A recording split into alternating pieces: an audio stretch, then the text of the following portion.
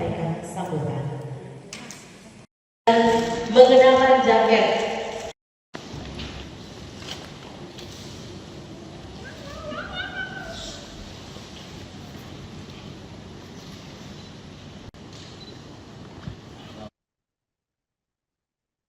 Bupati Yohanes Maniboy resmi melepas 15 putra-putri asli Teluk Bintuni untuk mengikuti apprenticeship program tahun 2026 selama 12 bulan di PPSDM Migas Cepu. Prosesi pelepasan berlangsung di Aula Sasana Akarya, kantor Bupati pada Senin 23 Februari, ditandai dengan pemasangan rompi dan penyerahan perlengkapan pelajar secara simbolis. Seputar kegiatan ini, pemirsa, kami telah terhubung dengan jurnalis Tribun Papua Barat dengan rekan Syahrul Revideso. Silakan laporan Anda.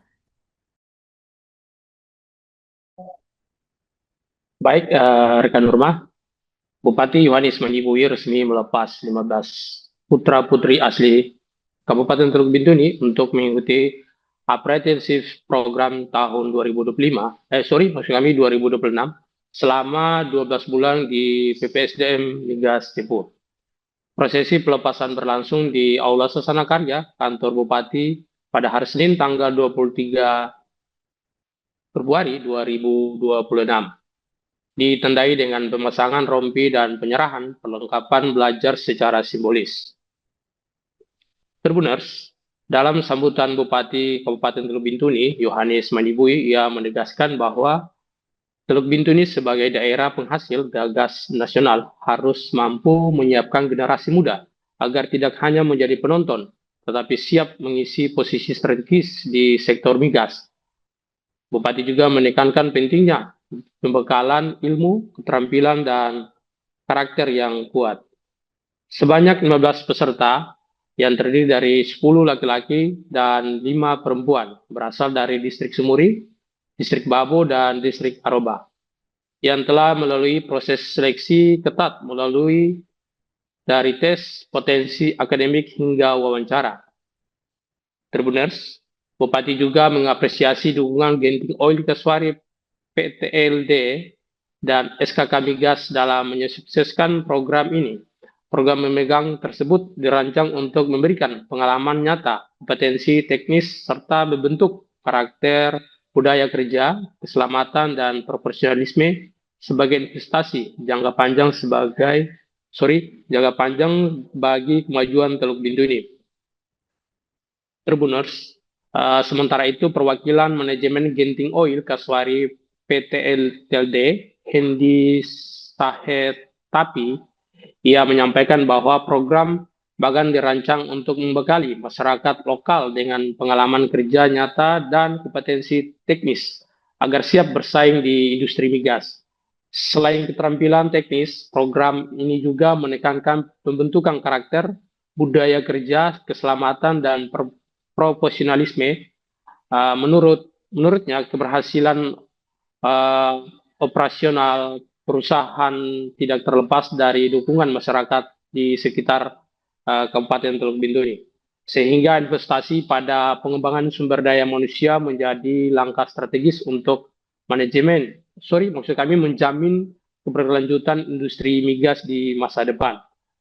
Ia juga menyampaikan bahwa para peserta diharapkan memanfaatkan kesempatan ini dengan baik, menjaga nama baik daerah, serta kembali dengan kemampuan yang dapat mendukung kemajuan di Kabupaten Teluk Bintuni.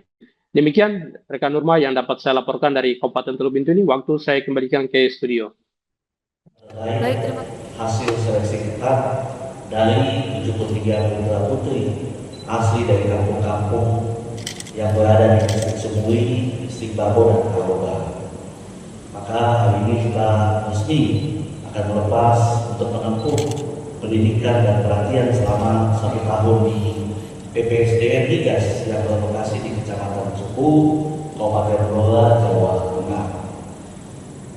Mereka telah melalui tahapan sosialisasi, pendaftaran, seleksi administratif, dan berbagai tes yang telah dilakukan oleh SKK Migas.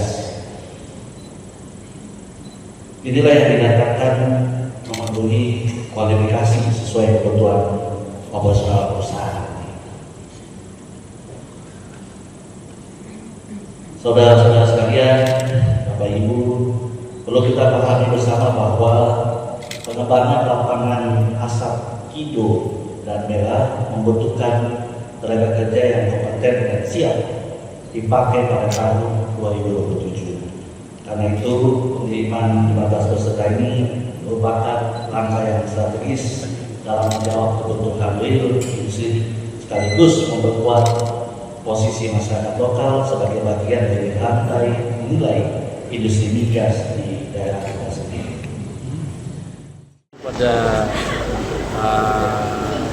training di apprentice di Cepu ini ada 62 orang. Jadi mereka ditempatkan di fasilitas-fasilitas produksi yang di sana, bagian elektrikal dan juga bagian logistik. Mungkin itu yang tahapan-tahapan yang kita lakukan. Ini kan semua anak-anak berasal dari Sumuri Rarutu maupun Papua lain yang ada di Bintuni. Itu berapa persen? Jadi komitmen di dalam dokumen AMDAL itu kita 75% sampai 80% untuk anak-anak Sumuri Rarutu dan Papua lainnya, Bintuni dan Papua Barat. Bukan di tenaga di operation saja, tapi ada tenaga kerja di bidang lainnya. Ini ketiga. Kalau fase konstruksi berarti tenaga kerja yang disiapkan itu bidang yang berbeda. Ya, berbeda.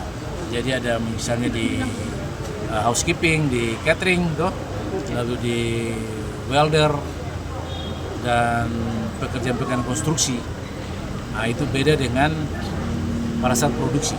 Jadi pada saat konstruksi ini, pekerjaan konstruksi kurang lebih 1 tahun 5 bulan. Lalu pekerjaan-pekerjaan konstruksi ini memang kita komitmen juga untuk kontraktor-kontraktor yang ada merekrut sesuai dengan komitmen AMDAL 25% untuk lokal. Tapi rata-rata sekarang yang sudah masuk ini 45%. 45% yang bekerja sekarang di Nagote. Nah, kita tingkatkan ini mulai perekrutan datang ke Bintuni dan juga Fak-Fak maupun Barat, Manokwari bisa. Nah, itu pada fase konstruksi. Itu kurang lebih tenaga kerja yang dibutuhkan 1.200 sampai 1.500 orang. Jadi ini mulai awal konstruksi ini. Jadi nanti selesainya di 2027 triwulan pertama. Bupati Teluk Bintuni yang berkenan menyampaikan sambutan.